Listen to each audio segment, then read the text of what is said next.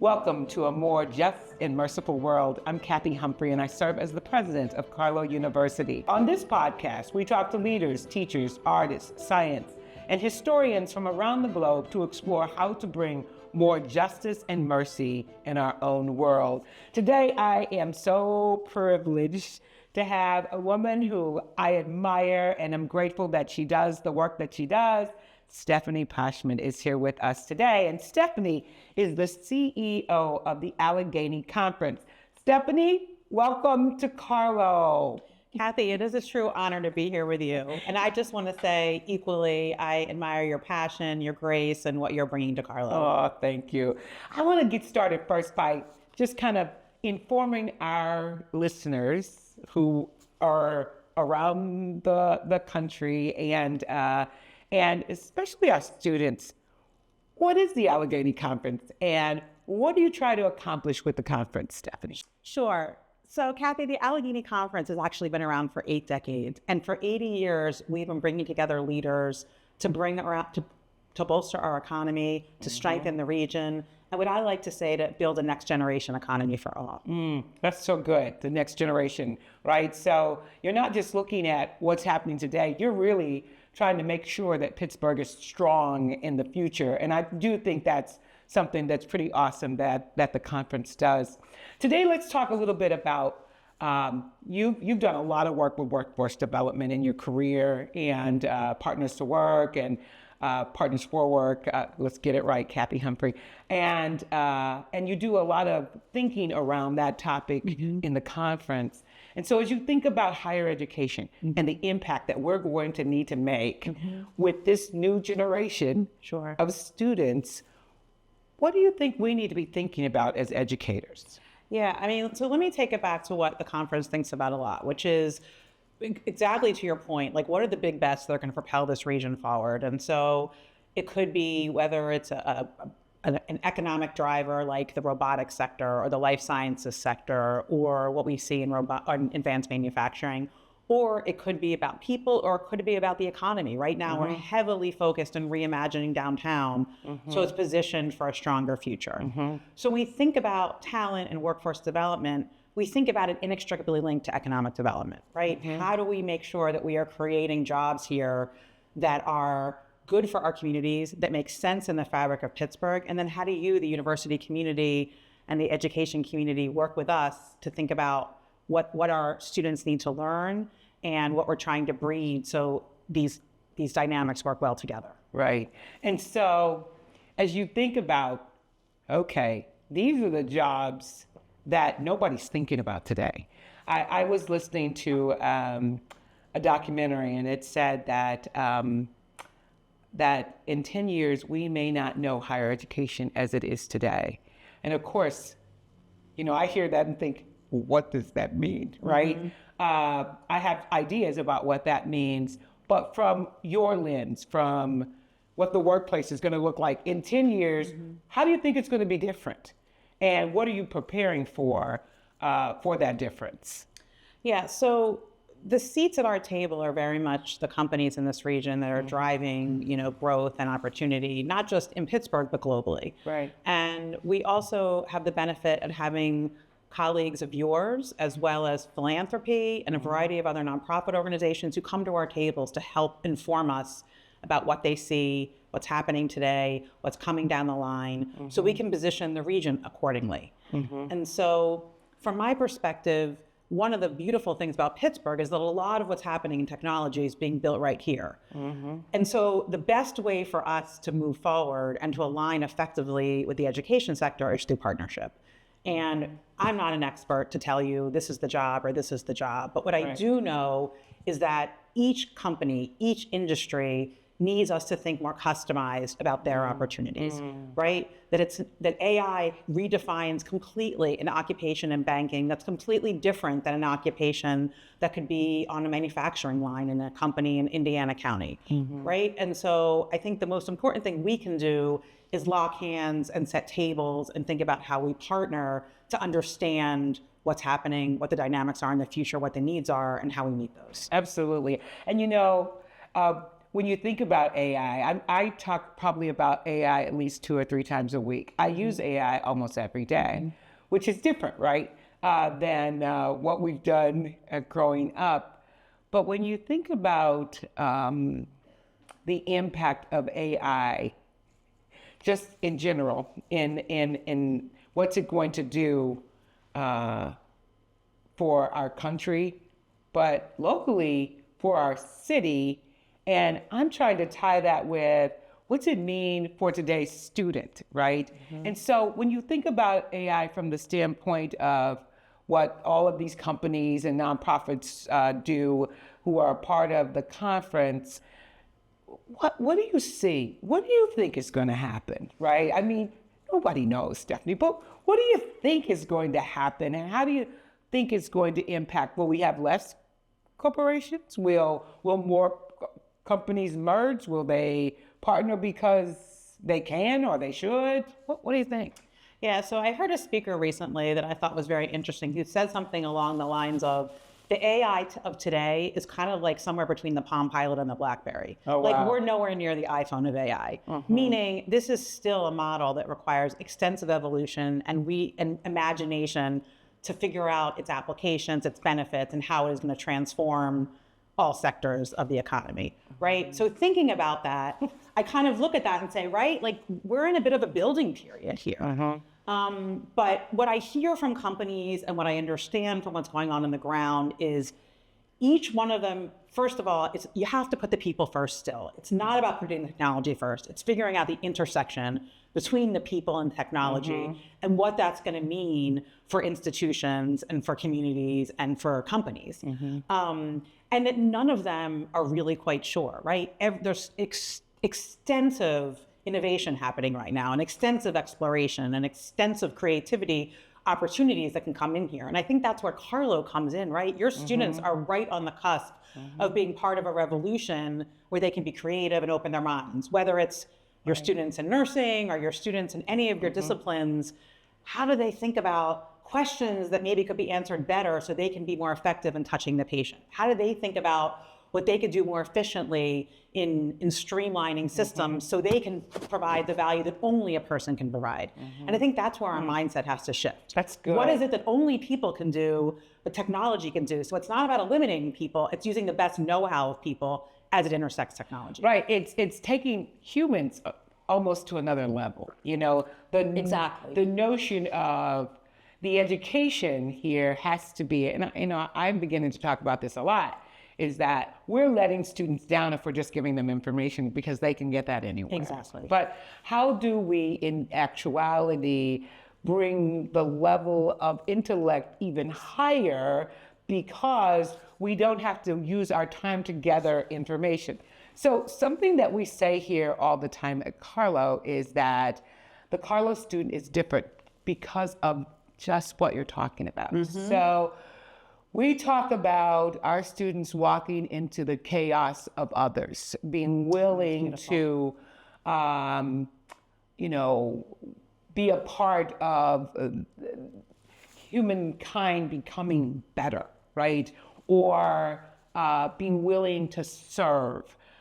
This whole notion of a more just and merciful world is what we are going after. So we're not going to just give you the skills to be a nurse, right? So you're going to have more than just the mechanics. Sure, you're going to have the skills. You'll be able to take the blood pressure. You'll be able to do the analysis of what potentially you believe are some of the problems that the doctor should know. If you're a nurse or if you're a PA, you know, you'll be able to do all the tactical, but you'll also need to raise it to another level to realize that if you are in human services, if you are a teacher, that you are committing to also walk in the chaos. Because most of the time when we are serving, we are beginning to walk into the chaos of some other person. So Stephanie, think about that from a standpoint of the conversation.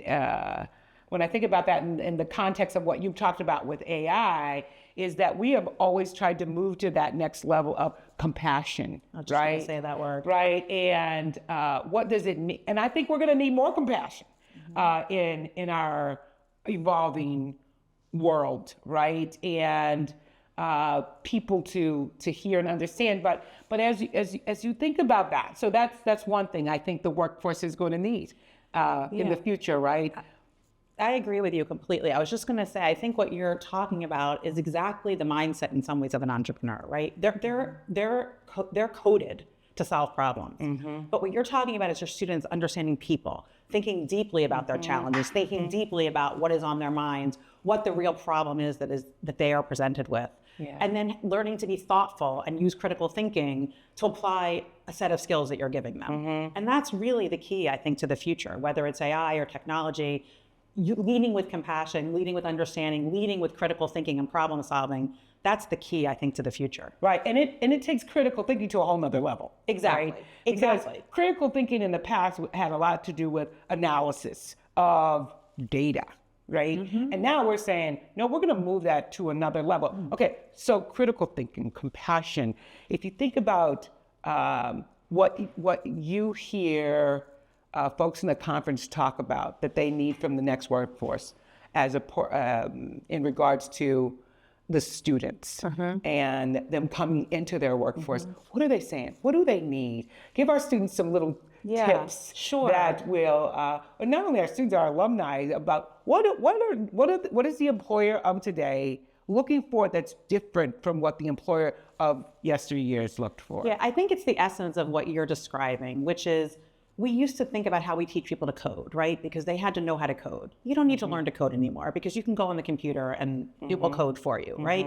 We used to teach people how to do much more mechanical skills that way. And what's happening today is an immense need for people who can look at issues and bring in lots of facts and put them together into solution sets, right? People who have actual ability to grow into leadership positions. One of the things we hear about a lot in Pittsburgh is, why aren't we scaling companies, right? Why do we have a lot of startups here, but they're not scaling? And what we hear about from many companies and entrepreneurs is, we don't have that next generation of leaders. We have the people at the entry level who can make the product and start to get it to market, but to scale it, to grow it, to think about building sales forces and new relationships and supply chain and building out the leadership capacity to develop the folks, and that is a much more sophisticated skill set, right? How do we get next level executive skills? How do we create collaboration where you can put people that are much more unusual bedfellows, let's say, right? Technologists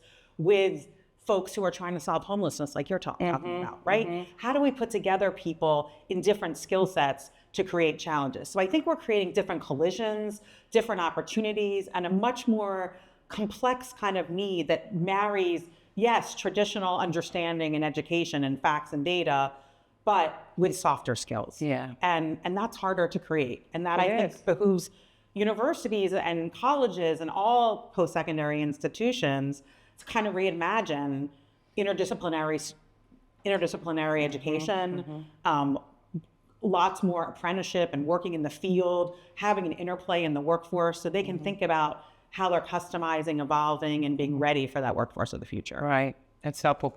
So you just got this major grant to work on energizing downtown, right? Can we clarify that? It's not a grant. It's not a grant. No. What is it? So it's really a package of public-private funding, developer funding, and a variety of pieces. So it's not necessarily a grant, it's just a package of services from the public and private sector and a variety of funding sources that we assemble. Oh, okay, wonderful, even better. Okay, so what is your ultimate hope that will come of all of that? Look, I envision a downtown that is vibrant and relevant for all people that live in this Pittsburgh region and want to come here. So that means whether it's a family with strollers, and I say to everybody, I will know downtown has arrived and is a vibrant, relevant community when I see diverse families living there. Because that means it's safe enough for their kids. That means that we have housing that is affordable for everybody. That means that we have a dog park and a playground, and we have the businesses like a supermarket where they can be served readily. It means that we are building a connection to the business community because they feel comfortable being there in the daytime. I want to see diverse uses of downtown, and I want to make sure that at a simpler level, our real estate is thriving, the green space are connected, and downtown looks wonderful to everybody. So if you could say, okay, Kathy, we need to look like what city? Downtown. No city. I want to look like the new Pittsburgh. And you see downtown then not as what we would have thought about many years ago with all these huge department stores and, going down at Christmas and seeing all the Christmas displays and in the windows. That's not what you're saying. You're saying something very different when you start talking about dog parks and people walking around in strollers, because that was not a part of our past. So you see something very different. Yeah, I mean, the vision of downtown that we try to define with many partners and talking to people and bringing in experts and making sure we listen to the people who work there, play there, invest there, is number one, our downtown is not a place where people want to live. And it's not a place necessarily where people are excited to come to work. They have to come to work, and there's about a very small group of people living there. So, and the downtown that we have today also has beautiful rivers that are disconnected. It has some green spaces, but they're not fully activated and embraced and relevant. We see students wandering around looking for things to do, right? We see a lot of open real estate, and we see a lot of a lack of real commercial vibrancy and not a defined business corridor that we used to have in the past. The kinds that we're seeing in Lawrenceville, the kinds that we're seeing right next to you in Oakland, right? Right. How do we bring that back to downtown and reimagine it so it is an urban core that is relevant to Pittsburgh in the future? And is there something that you think the higher education enterprise could do to assist with that? Sure. So I'd say a few things. One is, I want to hear that your students went out downtown, right? When I say to my kids, what are you doing tonight? And they're all college students, they're not going downtown. Right? They're going to Oakland. They're going to Lawrenceville. They're staying in the East Liberty area. Downtown isn't vibrant and alive and relevant to them. When I think about what you could do to help your students embrace kind of downtown for play, but also for work, right? How do we make sure that there are businesses there where they can start to train and learn? Are there startup spaces that we provide landing pads for them to create businesses?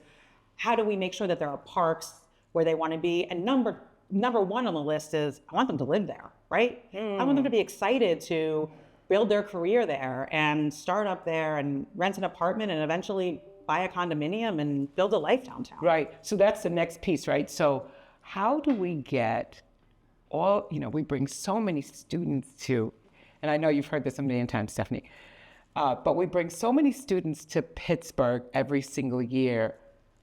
How do we capture a third of them, right? And do you think downtown could be a help in that work? So we capture a half of them now, and we would love to get to 2/3, right? So that's our challenge. Okay. There are several things that I think have been done and could be done better. One is, we've gotten the business community to agree that they're kind of agnostic on who we sell their interns to and who we sell their students to, right? So we've set up programs where in the summer, all the businesses come together and say, take our interns, put them in the Passport program, and figure out how to expose them to the myriad opportunities in Pittsburgh. And if they work at PNC, or they work at Highmark, or they go into one of your startup companies, we're fine with that as long as they build a life here in Pittsburgh and they come back. So we've gotten our business community to open up that concept that they will work together on connecting students to Pittsburgh no matter where they land. So students should find it easy to get an internship with companies downtown or within the city. Within the broader region. Or within the region, because employers really want them. Employers want them. To stay, and we want them to be a part of the community. So it's great to hear that programs like Passport is really encouraging students to stay in Pittsburgh or to consider a Pittsburgh as they think about where they're going to go. I'm constantly encouraging students to consider staying here in Pittsburgh, in a place where they already have a community, a cargo community. Yeah. Right? One of the things to think about, Kathy, is the fact that we still suffer from kind of a flat population trend, right? We really aren't growing, and we still haven't emerged, even post-deal decline, to a place where our population across the 10 counties is growing readily. So what that means effectively, and why it matters to your students, is that every person here matters. Every person who comes here to learn can find a meaningful place in our employment base and can build a life here. And we have a lot of immense potential for growth. We have space, right? We have companies that are positioned for job growth. And so what I spend my time thinking about is, how do I fuel job growth so there's more opportunity for your students? And what I'm hoping your students think about, and the education sector thinks about, is how do we make sure those students want to position themselves here and stay here, because it matters. Every person here matters, and we want them all to be employable, and we want them to thrive here. Right. And so, we try to do a lot of things here to encourage the students to see the campus, see the city as a part of their campus, right? So we've got the bus passes so that they can really try to integrate. We try to take them to some of the sporting events, and that, we let them go to the museums for free. It's not free, but they think it is, right?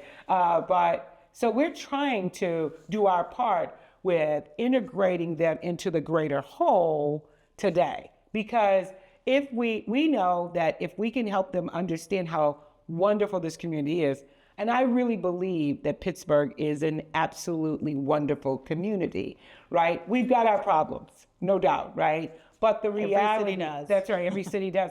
But the reality is that we have so much to offer. Everyone, it's a great place to raise their children. It's a great place to be a part of so many different kinds of different entities that you can grow and develop as a person and a professional at the same time. So hopefully the work that we do together is going to make our students find Pittsburgh more attractive. Can I put it back to you? Sure. What could the business community do better for Carlo? What could an organization like mine, that really sits on a perch, seeing broader opportunity, working in economic development, and really trying to think about whether it's policy change at the state level, whether it's policy change at the federal level, whether it's thinking about how our corporations are positioned, what is it that we could do to help fuel Carlo's opportunity and find places for your students? Right. So, a few years ago, I learned about some cities who were incentivizing young people to stay. And I thought, that's a great idea.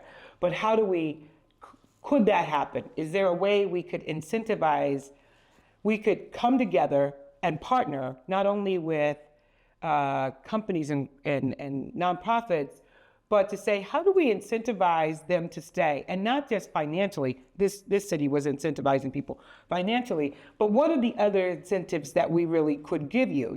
So for example, could we decrease the amount of transfer taxes that you have to pay if you purchase a home? Could we, these are just normal things, right? Could we, be a part of, if you live here, we will work with renters to, not ask you for your first and last month rent, but just your first month. How can we make it easier with it? Can I say, if you make a commitment to stay in Pittsburgh, then I will try to find donors who will help me pay your tuition for your advanced degree, right? So I think there's tons of ways we can think about how do we capture them. But I think the most powerful thing we can do is to do some of the things we're doing, and that is to make sure they have one heck of experience in Pittsburgh, not just at Carlo, but in Pittsburgh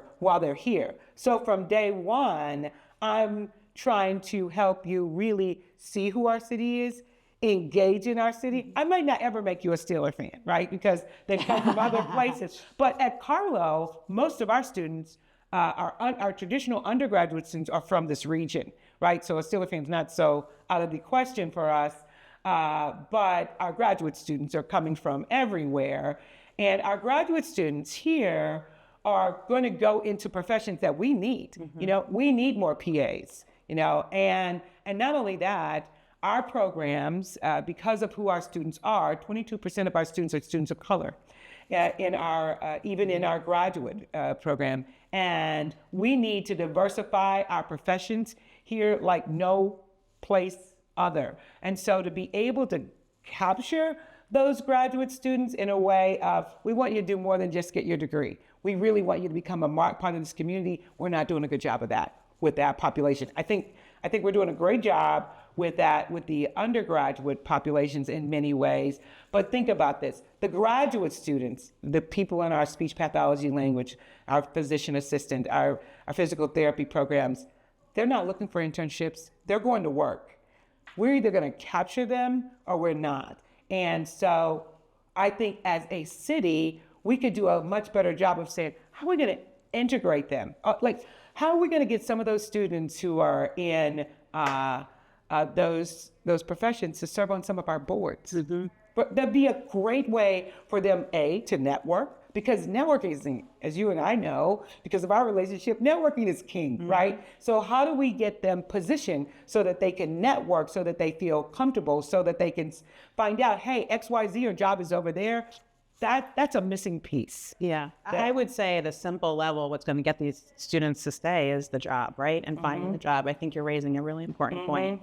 And on our end, thinking a lot about this idea of how our growth is inclusive and the jobs are really inclusive, we forge some principles around that when we think about our economic development agenda to make sure that when we're bringing companies here, that the jobs are building, wage growth into the communities, that are bringing benefit to communities and enhancing wealth creation. And so it's not just any job. It's a job that creates giving somebody ability to have a career pathway, that it's giving somebody to have family wealth, that it's giving somebody a chance to have benefits and a strong package from that employer. So we're very mindful of making sure that we're also building a bench of opportunity so your students find a place where they can build meaningful careers in Pittsburgh. Right. So Stephanie, you are the epitome of a successful woman in this city. And as you think about what you've had to do to get where you are today, what did you have to do? And what do you recommend others to do to follow whatever path they want to follow, right? Maybe somebody doesn't want to be a CEO, but in your life, you've been able to move your career in the direction that you wanted to move it in. What's the secret sauce? How do you do that? Yeah, so one of the things I would say is that I say yes. When people invite me to a party, when people ask me to take on a responsibility in my community, in my synagogue, volunteering, when people ask me, to look at a job opportunity, I say yes. And when you say yes, doors open and you don't know what's going to be on the other side. So good. And so it may not be that you want to be sitting where I sit, right? This is not easy work and it's not for everybody. Right. But when you say yes and you see what's possible, you start to explore your place. So that's one of the things I always tell my children and I tell people when asked, just keep your mind open to what's out there for you and look and explore it.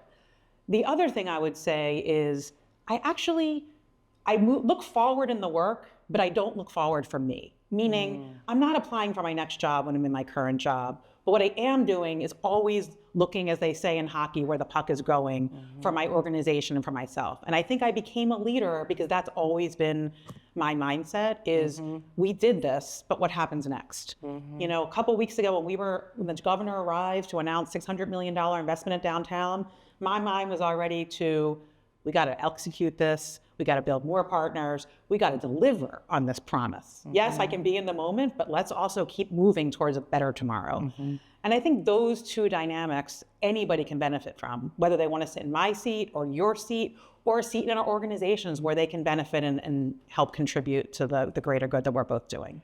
Yes, that's such good advice. I can tell you that I live by that advice myself. And in an environment where a lot of people are trying to create work-life balance, which I respect, that saying yes is not always easy. And saying yes, there's a sacrifice. Well, I was going to say, now I have to learn to say no. And you probably can relate to that, right? You hit a point in your career when you say, I've said yes enough, maybe I should say no once in a while. Right. But it takes a while to get to that point where you can really do that. Yes. And still keep the momentum going and still making the difference. So you've made a lot of difference for a lot of people as well. And I always say here, my ultimate hope for our students is not that you're just successful, but that you make a significant impact on the places where you stand. And our hope is that you're going to create more justice and you're going to create a world that's more merciful. When you think about that, talk to us about how you either think the conference is doing that work or how you are trying to do that work to make the world more just.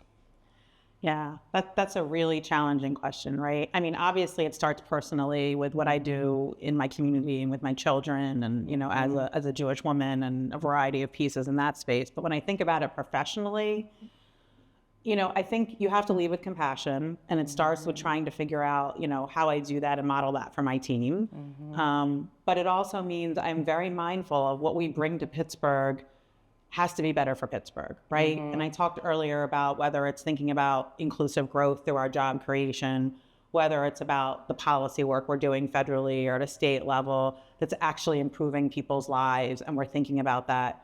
But it's also about friction, right? I mean, it takes a lot of negotiation and a lot of collaborative problem solving to make things just, right? And you have to be comfortable with the friction if you're going to think about justice and move towards justice. That's good, because most people are not comfortable with the friction. And I don't remember any time in history where we didn't have to manage friction in order to create justice. And that friction sometimes means that you have to stand up when you stand by yourself. Exactly. And so I'm just grateful that you are in it to help us create a more merciful and just Pittsburgh. It's a tough time in the world right now around these issues, but I think many of the things we've talked about today really circle us back to, at the end of the day, that's what we're trying to do. We're trying to create a better world. And in all of our actions, at the end of the day, really are guided towards being people who are committed to other people. And that's really the bottom line, just being. So, Stephanie, thanks for being with me today. It has been a delight to listen to what you're doing with the conference and how you're leading us to really create a better Pittsburgh. And I can't wait to see what the downtown area ends up being, because folks like you and many, many, many, many others are committed to really revitalizing and energizing our city and our rivers in ways that others could not dream or imagine. Thanks, Stephanie. Thank you, Kathy.